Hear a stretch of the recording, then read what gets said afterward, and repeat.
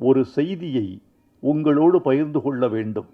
இயக்குனர் ஷங்கர் ஒரு முறை அவரை அழைத்து கேட்டேன், உங்களோடு பணியாற்றிய நம்முடைய காந்தி கிருஷ்ணா என்னோடு பணியாற்ற வந்திருக்கிறார், அவர் குறித்து உங்கள் கருத்து என்ன என்று கேட்டேன்.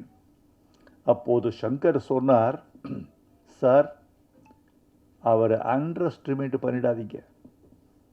காந்தி கிருஷ்ணா எப்படிப்பட்டவர் என்றால், என்னை விட களத்தில் திறமைசாலி என்று எனக்கு சொல்லி அவர் பெருமையை உணர்த்தி காட்டினார் ஷங்கர்.